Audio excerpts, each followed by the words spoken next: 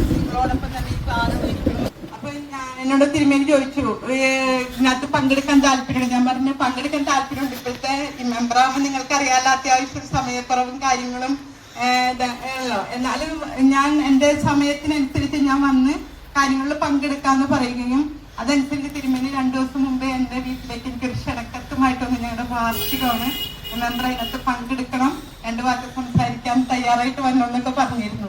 അപ്പൊ ഞാൻ നിങ്ങളോട് പറയുന്നത് ഏറ്റവും നല്ലൊരു ക്ലാസ്സാണിത്. ആരോഗ്യ ബോധവൽക്കരണ ക്ലാസ് എന്ന് പറയുന്നത് ഏറ്റവും കൂടുതൽ ഞാൻ പറഞ്ഞിരിക്കുന്ന ചേച്ചിമാർക്കും എൻ്റെ അമ്മേനെയൊക്കെ ഞാൻ കുറിച്ച് പറയണം. അവർക്കൊക്കെ ഇങ്ങനെ ഒരു ക്ലാസ് ഉണ്ടായിരുന്നെങ്കിൽ എൻ്റെ അമ്മയ്ക്ക് എന്തെല്ലാം തരത്തിലും റിക്കറിയ വന്നിരുന്നു അറിയാമോ.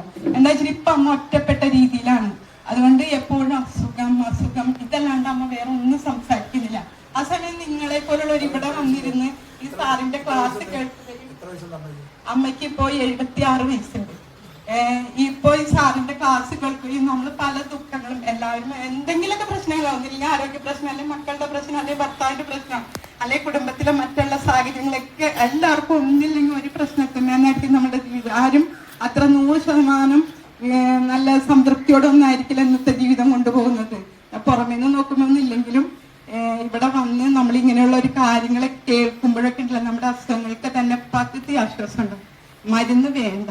പിന്നെ എനിക്ക് പറയാനുള്ളത് എന്താ വെച്ചിട്ടുണ്ടെങ്കിൽ സാറ് പറയുന്ന ക്ലാസ്സിൽ കേട്ടാൽ മാത്രം പോരാ, നമ്മൾ സാറ് പറയുന്നതനുസരിച്ച് തന്നെ എല്ലാ കാര്യങ്ങളും പോകണം. നമ്മുടെ ഭക്ഷണത്തിലും അതുപോലെ നമ്മുടെ എക്സസൈസ്, വ്യായാമം, നടക്കുന്ന രീതി, ഉറങ്ങുന്ന രീതി, എന്തൊക്കെയാണോ പറയുന്നത് കൂടുതലും വായന. ഞാൻ പറയുന്നത് എന്ത് ദുഃഖങ്ങളുണ്ടെങ്കിൽ നമ്മളെ അടുത്തുള്ളവരോടൊന്ന് ഷെയർ ചെയ്താൽ തന്നെ നമ്മുടെ ആരോഗ്യത്തിന് കുറേ മാറ്റങ്ങൾ ഉണ്ടാകുമെന്ന് എനിക്ക് പറയാനുള്ളത്.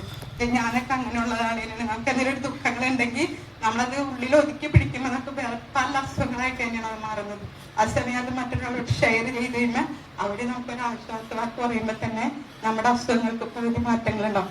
അതുപോലെ തന്നെ നമ്മുടെ ജീവിത ശൈലി ഇന്ന് വരുത്തിക്കുന്ന കുറേ ഇതുണ്ട്. ഫോൺ, പിള്ളേരുകളൊക്കെ കൂടുതലും അസുഖത്തിലേക്ക് വരാനുള്ള കാര്യങ്ങൾ ഇതൊക്കെ തന്നെ. നമ്മളൊക്കെ ആയിരുന്നപ്പോൾ നമ്മുടെ അച്ഛനമ്മമാര് കടയിൽ പോകാൻ വിടുമ്പൊക്കെ നമ്മൾ നടന്നാണ് പോയിക്കൊണ്ടിരുന്നത്, അല്ലെങ്കിൽ സ്കൂളിൽ നടന്നാണ് പോയിക്കൊണ്ടിരുന്നത്, അല്ലെങ്കിൽ നമ്മൾ എന്ത് കാര്യത്തിനും മുറ്റത്തിറങ്ങി കളിക്കുമായിരുന്നു. വട്ടുകളി, എന്തെല്ലാം കളികളൊക്കെ ഉണ്ടായിരുന്നു. ഇന്ന് ഇത് വല്ലതും ഉണ്ടോ? അങ്ങനെ കൂടുതലും നിരന്തരം ഇന്ന് ഓരോ നമ്മുടെ ജീവിതം തന്നെ നമ്മുടെ ഓരോ രോഗത്തിലേക്കാണ് വന്നുകൊണ്ടിരിക്കുന്നത്. അപ്പൊ ഈ ക്ലാസ് കൊണ്ട് നിങ്ങൾക്ക് നല്ല രീതിയിലേക്ക് മുന്നോട്ട് നീങ്ങാനായിട്ട് എല്ലാവിധ അനുഗ്രഹം ഉണ്ടാവണം, ആയുസ് ഉണ്ടാവണം എന്ന് മാത്രം പറഞ്ഞുകൊണ്ട് ഞാൻ എൻ്റെ എളിയ വാക്കുകൾ അവസാനിപ്പിക്കുന്നു. സാഗരങ്ങൾ മീട്ടും സോപാനഗീതമായി നിറയും നിൻ ശ്രുതിയിൽ എൻ ഗാനാലാപം ഗമരേ രമ പനിധനി മപനി സനി സരി സരി ബമ പമരി സനി സരി മപ നിസരി മപ. സാഗരങ്ങൾ മീട്ടും സോപാനഗീതമായി നിറയും നിൻ ശ്രുതിയിൽ എൻ ഗാനാലാപം മദനയാമിനി ഹൃദയ സൗരഭം തരളമാ ശലഭങ്ങളായി നുകരാൻ നീ വരൂ മന്ദം ദേവി. സാഗരങ്ങൾ മീട്ടും സോപാനഗീതമായി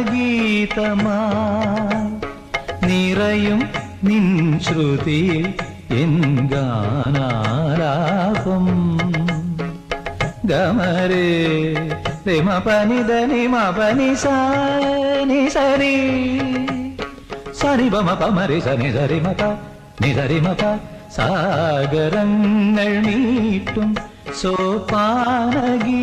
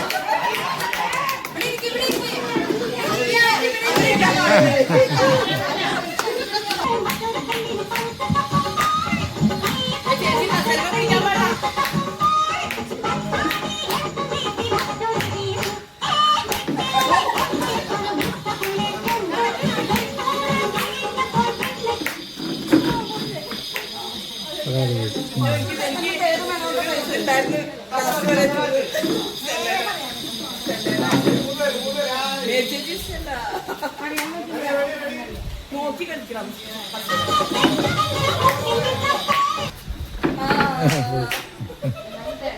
ഫസ്റ്റ് സെക്കൻഡ് ചെല്ലക്ക് ചെല്ലേനെ ഞാൻ പ്രതീക്ഷിച്ചു.